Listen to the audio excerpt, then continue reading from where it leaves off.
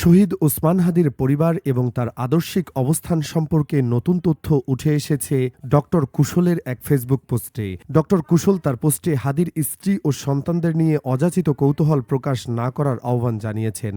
তিনি বিশেষভাবে অনুরোধ করেছেন, হাদির সন্তানদের কোনো ছবি যেন জনসম্মুখে প্রকাশ না করা হয়। ডক্টর কুশলের ভাষ্যমতে, হাদির পরিবার অবগত আছে যে তার শত্রুপক্ষ পৃথিবীতে তার কোনো চিহ্ন রাখতে চায় না। এ কারণেই জানাজাসহ কোনো জনসমাগমে তার সন্তানদের আনা হয়নি। হাদির স্ত্রী পর্দার কারণে জনসম্মুখে আসেননি, এমন ধারণা সঠিক নয় বলে উল্লেখ করেছেন ডক্টর কুশল।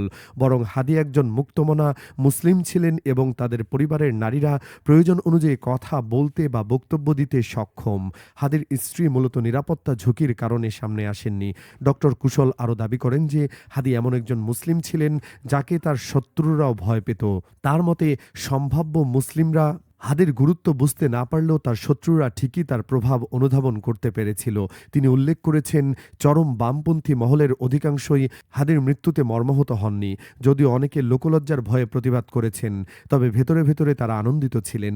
ডক্টর কুশল মনে করেন, ইসলামের শত্রুরাও এটি বোঝে যে সহজ সরল গোঁড়া ইসলামিস্টরা ইসলামের তেমন উপকার করতে পারে না। তিনি জোর দিয়ে বলেছেন যে হাদির মতো ব্যক্তিরাই রাসূল সাল্লাল্লাহু আলাইহি ওয়াসাল্লামের সত্যিকারের মধ্যপন্থা আদর্শ ধারণ করতেন।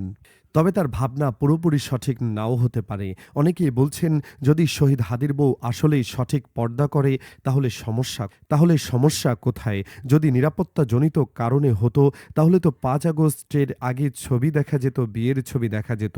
কোনো ছবি তো মিডিয়ায় হাজির করতে পারে নাই। সুতরাং আমরা মনে করি উনি ইসলামের সঠিক পর্দা মেইনটেইন করে চলেন।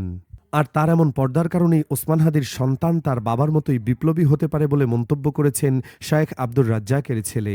শায়েখ আব্দুল্লাহ বলছেন, বহু বক্তব্যে বলেছি, মা যত পর্দাশীল হবে সন্তান তত বীর বিক্রম হবে। হাদি ভাইয়ের স্ত্রীর গায়রত দেখে মনে হচ্ছে তার সন্তানও বিপ্লবী হবে ইনশাআল্লাহ। এছাড়া আরও অনেকেই ওসমান হাদির পরিবার নিয়ে লেখালেখি করছেন। ওসমান হাদির বিপ্লবী পথ চলায় তার স্ত্রীর নীরব ত্যাগ এবং অসামান্য অবদানের এক মর্মস্পর্শী চিত্র উঠে এসেছে সমাজকর্মী ও লেখক ইব্রাহিম খলিল শাওনের এক সাম্প্রতিক লেখায়। শাওন তার প্রতিবেদনে তুলে ধরেছেন কিভাবে পর্দার আড়ালে থেকে হাদির স্ত্রী কেবল একজন সহধর্মিণী নন, বরং একজন নীরব বিপ্লবী হিসাবে তার স্বামীর সংগ্রামকে নিরন্তর সমর্থন জুগিয়ে গেছেন, যা তাকে সাহসী ওসমান হাদি হিসাবে পরিচিতি পেতে সহায়তা করেছে। শাওনের বর্ণনা অনুযায়ী হাদি গুলিবিদ্ধ হওয়ার মতো কঠিন পরিস্থিতিতেও তার স্ত্রীকে কোনো গণমাধ্যমের সামনে দেখা যায়নি।